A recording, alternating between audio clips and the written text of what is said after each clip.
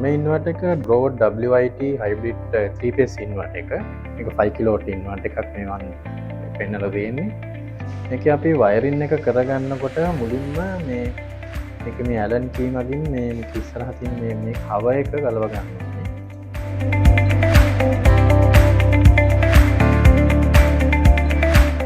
ඉතින් මුලින්ම එතන ග්‍රිඩ් එක පැත්තේ මේ 3 phase ඉන්වර්ටර් එකේ ලයින් 3යි. නියුට්‍රල් එකයි මේ විදිහට අපි කනෙක්ට් කරගන්න ඕනේ. ඒ වගේම මේකට CT 3ක් යනවා.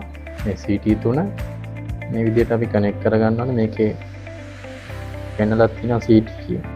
එක phase එකකට 13 මේ numbers තියෙනවා. මේ විදිහට කනෙක්ට් කරන්න පුළුවන් 11 12. අනිත් CT එක 9 10 වෙන විදිහට මෙන්න මේ විදිහට අපිට මේ CTs ටික දාගන්න පුළුවන්. ඊට අමතරව අපිට තියෙන බැටරි එකේ ප්ලස් මයිනස් කනෙක්ට් කරගන්න.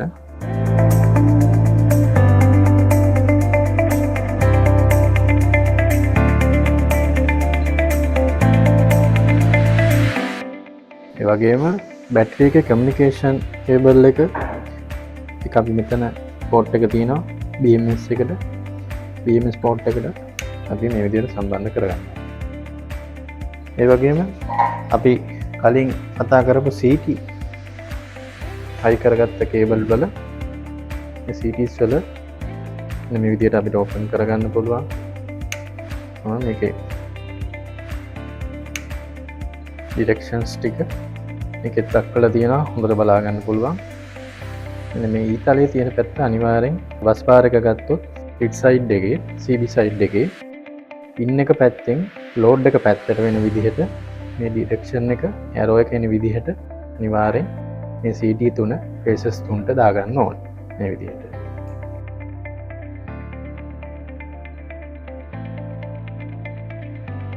මුලින්ම මේ ඉන්වර්ටර් එකේ අපි බැටරි පැත්ත ඔන් කරගන්න ඕනේ. එතන අපි බැටරි ඔන් කරගත්තා. ඊළඟට DC පැත්ත. එතන DC ස්විච් එකක් තියෙනවා. අපි ඒකෙන් DC ස්විච් එක ඔන් කරගන්නවා. ඒ වගේම මෙතන on off ස්විච් එකක් තියෙනවා. ඒකත් අපි ඔන් කරගන්න ඕනේ. ඊට පස්සේ අන්තිමට තමයි අපි AC පැත්ත, grid එක පැත්ත දාගන්න. ඊළඟට grid එක පැත්ත දාගත්තම fully inverter එක on වෙනවා. ඒ වගේම තමයි මේකෙත් logger එකක් තියෙනවා. මේකෙත් අපි WIN කියන logger එක තමයි කනෙක්ට් කරන්නේ. අපිට data logger එක, communication වලට අවශ්‍ය logger එක එතන මේ USB port එකට අපි කනෙක්ට් කරගන්නවා.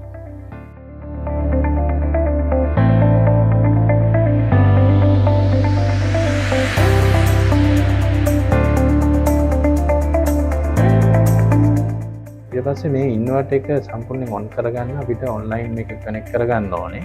ඊපස්සේ ඔන්ලයින් හරහා සෙටින්ග්ස් හදා ගන්න ඕනේ. මේ සෙටින්ග්ස් ටික හදාගත්තන් පස්සේ මේ ඉන්වර්ටර් එක සම්පූර්ණයෙන්ම ඔන් කරගන්න පුළුවන්.